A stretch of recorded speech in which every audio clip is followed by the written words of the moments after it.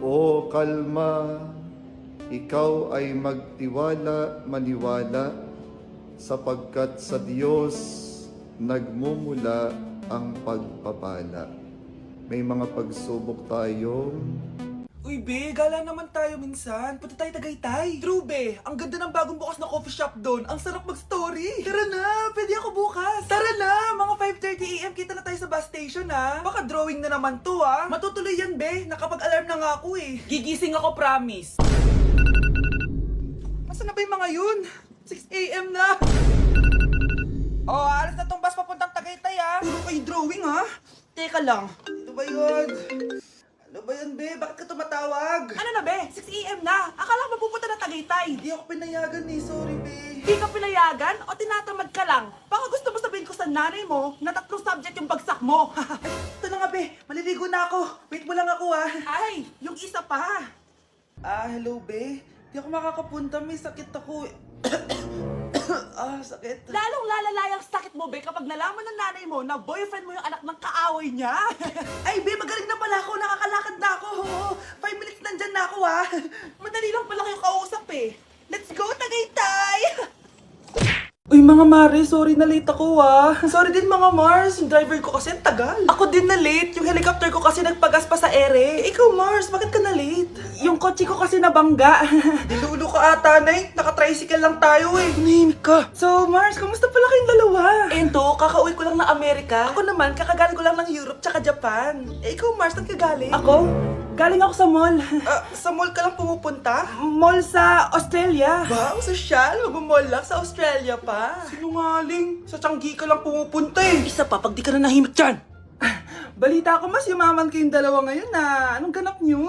Hindi naman. Kakabili ko lang ng 2 bahay tsaka ng 3 bagong sasakyan. Ako naman, nagko-collect ako ng mga designer bags, designer shoes, basta designer. Eh, ikaw, Mars. Nagko-collect ako ng ginto. O, bracelet tsaka sing-sing. Ginto? Nagko-collect ka ng sama ng loob ka mo. Punyeta ka, wag mong hintayin sa mamaloob ko sa'yo. Buti pa mag-order na tayo, mga Mars. Excuse me, can I have the fettuccine Alfredo? Yung sa akin steak with white caviar. Samahan mo na rin ng wine. Ano bang basa dito?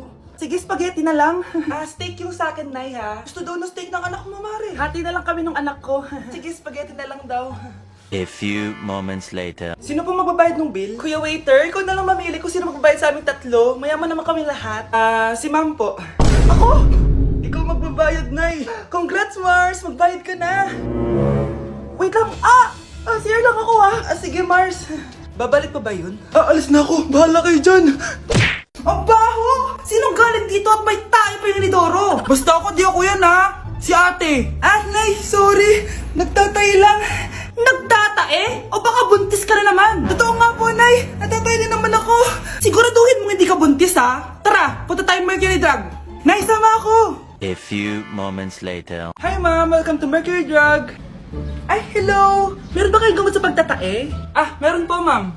Sakit ng ulo ko. Naipili ka ng gamot. Ayan, kakaselfon mo yan. Isa din palang gamot sa sakit ng ulo.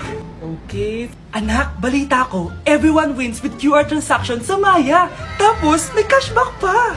500 po lahat, Ma'am. Pwede ba magbayad gamit Maya? Yes, Ma'am. We are accepting Maya. Kanilang po to. Pay your transactions using Maya QR. Ayan, okay na. Okay na po, Ma'am. Thank you. Thank you. Nag-message. Nanalo ako ng 100% cashback from Maya. Congrats, Nay. Time to party.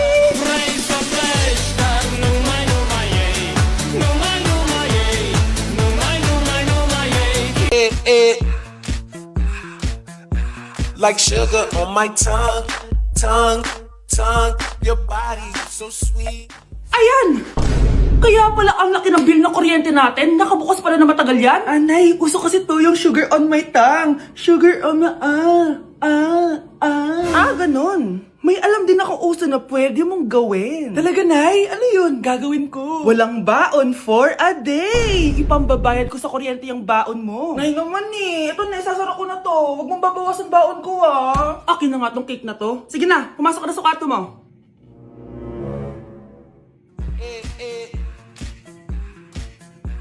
Like sugar on my tongue. Ano ba? Babe, boyfriend ko nga pala. Ang pogi, no? Hi, Scarlett. Pogi ba yan? mukhang talampakan. Oo, be. May itsura siya. O, diba? Mukhang Korean. Be, ang ganda ng makeup ko, no? Slay, diba? Slay ba yan? Mukhang pampatay yung makeup. Oo, be. Slay! Diba? Pwede na ako maging makeup artist.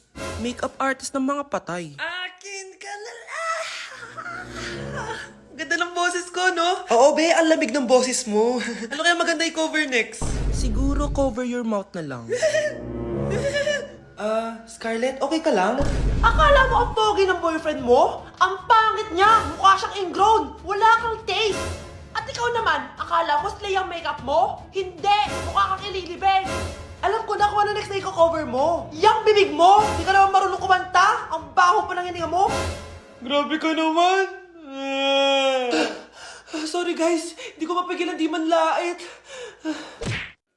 Anak, umaga na oh. Gising ka pa din? Oo, Nay. Bukas na kasi yung thesis defense namin. Kailangan ko reviewin yung mga papel namin eh. Hay naku, baka magkasakit ka na niyan ha. Bahala na, Nay.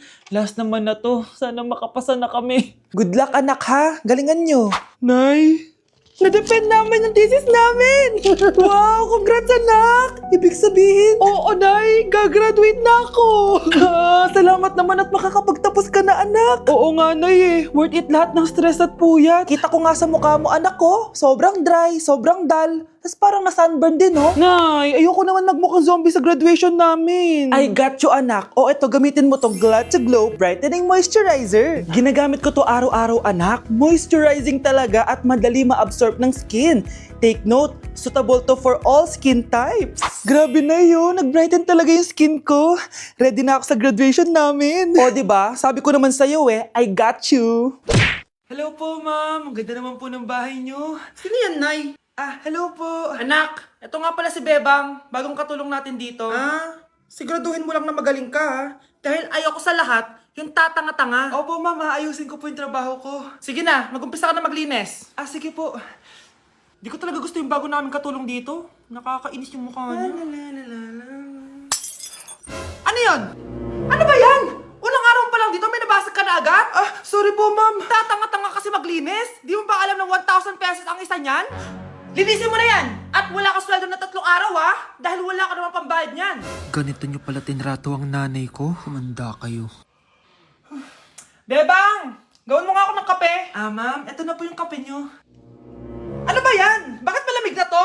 Gusto mo tapo ko to sa mukha mo, ha? Sorry po, ma'am. Gawin mo ako ulit ng bago. Baka na pang magawa ko sa'yo. Sige po, gagawa na lang po ako ulit ng bago. Pakatanga. Ma'am, eto na po yung mainit nyo pong kape. Sa susunod, huwag kang tatanga-tanga kung ayaw mo mawalan ng trabaho. Bebang! Kuhaan mo nga ako ng tubig dito. Eto po, ma'am, yung tubig nyo. Dun ka na nga. Yung makita pagmumukha mo. Sakit ng tiyan ko!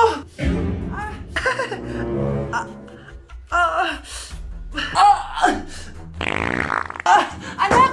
Lumabas ka muna dyan! Gusto mo nang mainit, ha? Tignan ko na lang kung hindi kumulo yung tiyan nyo dito. Ma'am, eto na po yung mainit nyo pong kape. Eto po, ma'am, yung tubig nyo. Hindi ko kayo mapapatawad sa ginawa nyo sa nanay ko. Nag-uumpisa pa lang ako sa paghihiganti ko sa inyo. Huwag niyo ko ikulong! Hindi ako scammer! Itigil niyo na yan! Hindi si nanay ang scammer. Pero nasa bahay na to, ang totoong scammer. Hoy bata, huwag kang mangialam. Wala ka namang ebidensya. Pero nay, alam ko hindi ko yung scammer. Tara na, sumama ka na sa akin. Mga anak, aayusin ko to ha? Babalik din ako, okay? Kung sino man sa inyo yung totoong scammer, umamin na kayo! Nakulong si nanay, di ba? Ate, walang may gustong makulong si nanay. Tsaka bakit kami lang tatlo sinisisi mo? Baka ikaw talaga yung totoong scammer. Imbes na magsisihan tayo, magtulungan na lang tayo para kay nanay. Malalaman ko rin ng totoo. Delivery po. Gabi na, may nagde-deliver pa? Kuya, kaninong parcel yan? Kay Susan po ulit. Ha? Paano nangyari yun? Nasa kulungan na si nanay. Aba ma'am, hindi ko po alam. Taga-deliver lang po ako eh. Sige na po. Oh, nasa gitna yung kalaban ha? Hoy, ayusin mo na itong mga damit mo. Ilagay mo muna dyan sa kama. Oh, ayun na! Paano naman ito laman ng parcel na to? Nakakainis, talo na naman. Ano ba ito? Ba't nandito to? Ito ba yung galing sa scam? Sabi ko na nga ba? Ikaw yung scammer! Ate, hindi ako yung scammer. May parcel na dumating. At nakapangalan kay nanay. Di ba pang computer to? Eh, ikaw lang naman mahilig mag-computer dito eh. Ano na namang scam ang ginawa mo? Pasalamat ka, minor de edad ka pa. Bawal ka pa makulong. Pasensya na sa ginawa ng anak ko. Pagsasabihan ko to. Basta wag na uulitin ha. Ako na magbibigay sa mga may-ari neto. Sige na. Ang galing mo talaga. O ito, sino to cellphone? Akin tong pera. Mas kailangan ko to. Galingan mo pang mang scam para mas marami tayong makuha. Bahala sa'yo. Makakaasa ka. Gagalingan ko pa. Kamusta? Excited ka na bang pumasok? Ano ba dapat oras ang next schedule mo? 9, So bakit nandito ka ng gantong kaaga? Anong oras ka pa pumunta dito? 6. 6 o'clock? So anong nararamdaman mo na face-to-face classes na? Wala. Masaya ka ba? Opo. Okay, so masaya siya na parang nalulungkot si ate. Okay, class, settle down. Ibibigay ko na yung mga exam nyo. Okay, get one and pass. Ma'am, sorry I'm late. Class, anong sabi ko kapag late na dumating? Hindi po mag-e-exam. Tama! So, bawal ka na mag-exam, Scarlett. Hi, ma'am. Nandito na ako. Medyo na-traffic eh. Oh, Jessica, buti nakahabol ka. Oh, eto, pinag-reserve ka to ng test paper. Mag-exam ka na. Thank you, ma'am. Lo, ang unfair. Bakit si Jessica pwede mag-exam kahit late? Iba kasi si Jessica, hindi mo siya kagaya. Okay, class. Nagets niyo ba yung lesson? Naiihi ako. Ma'am, may I go to the CR? Kita mo nag-lesson ako, di ba? Makakahintay ang ihi mo. Tapos kapag bumagsak, magreklamo. Ma'am, pwede ba ako mag-CR? Sure, Jessica. Umihi ka na. Take your time, ha? Yay! Thank you, ma'am. Ma'am, may favoritism ka. Kapag si Jessica, pwede. Ano ba meron sa kanya? Basta. Pwede ba? Huwag kang bastos. Nag-discuss ako, di ba? Okay, class. Next topic. Okay, class. Ang bagong top 1 dito sa klase ay si Cheska! Ha? Ma'am, paano siya naging top 1? Eh, ako yung pinakamataas na grade sa aming dalawa. May mga special grades kasi siya at wala ka nun. Anong special grades? Yan ba yung pagbibigay sa'yo ng pera ng magulang ni Cheska? Kaya siguro favorite mo siya. Ano pinagsasabi mo, Scarlett? Alam ko namang mahirap tanggapin na natalo kita.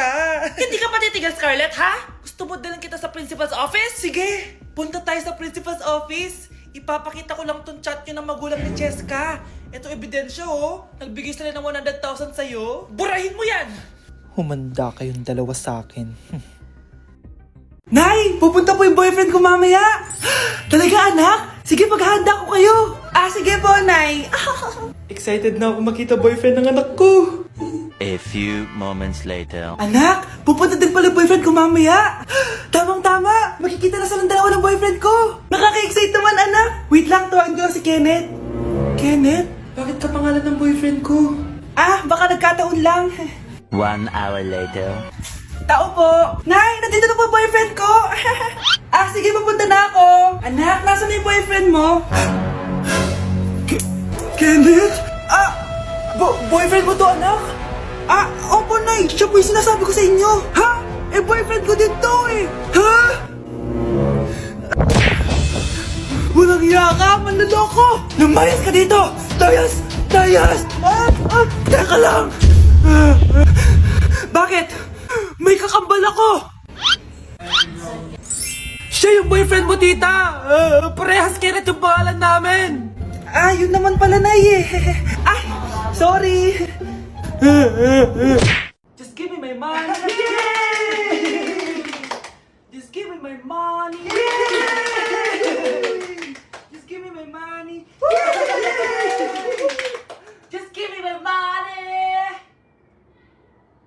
So, pinaprank nyo ako? Just give me money, just give me money. Wala kayong money bukas! Wala kayong baon! Nay, joke lang yun! Kasi naman anong kakainin ko bukas? Sino ba kasi nakaisip na i-prank si nanay? Ikaw!